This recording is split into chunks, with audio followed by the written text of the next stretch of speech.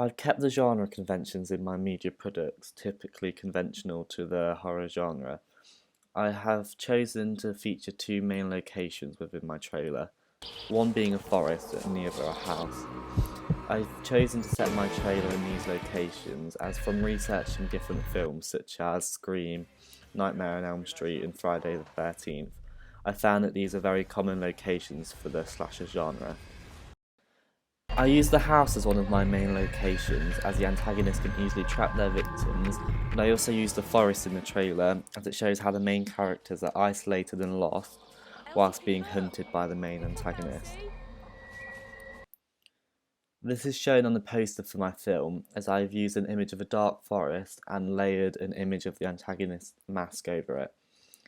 I did this as it seemed conventional to the slasher genre, as posters such as the Friday the 13th poster and the Halloween poster both used images similar to this.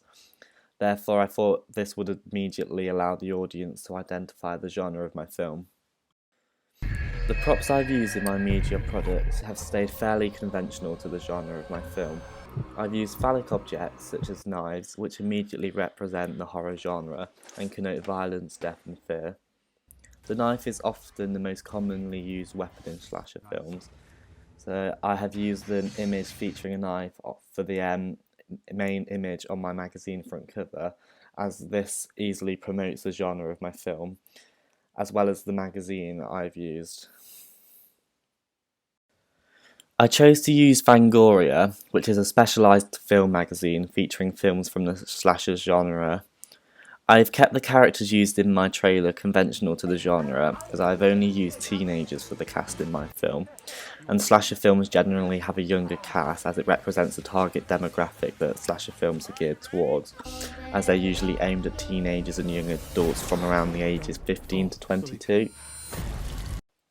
When deciding the institution for my film, I researched various different films from the horror genre to see what institution would work best for my trailer.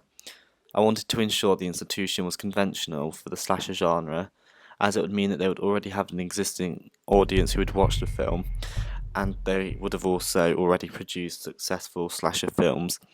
Initially, I chose to use Dimension Films as my production company, as they had produced films from the Scream franchise. However, I wanted to make a more big budget blockbuster film, so from further research, I chose New Line Cinema and Platinum Dunes as to be the institutions for my film, as they had produced films such as Friday the 13th and Texas Chainsaw Massacre. The representation in my trailer stays fairly conventional to the genre. I've chosen to have an all-female cast, which is both conventional and developing and challenging the conventions of a horror film.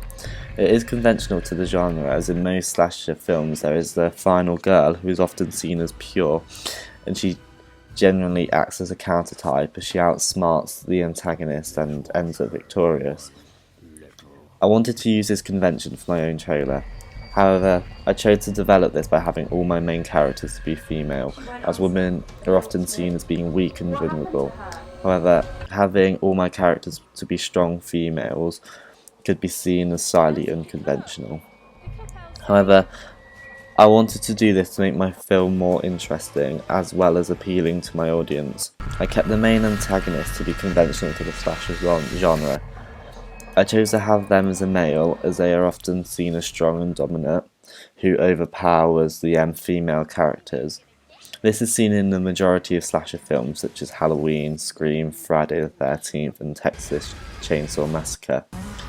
The representation of my film hasn't been as represented on my film poster or my magazine cover, as they only feature the main antagonist.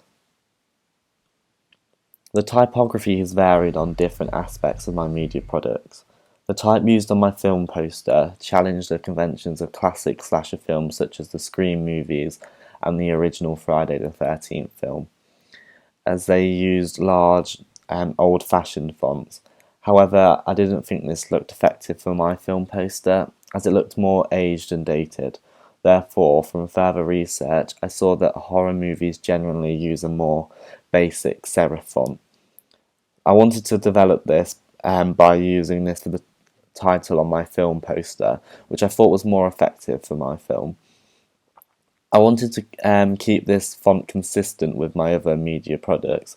Therefore, I used the same font for the main cover line on my magazine.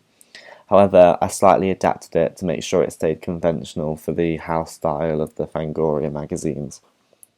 However, the caption and text used in my trailer used a more bold sans serif font.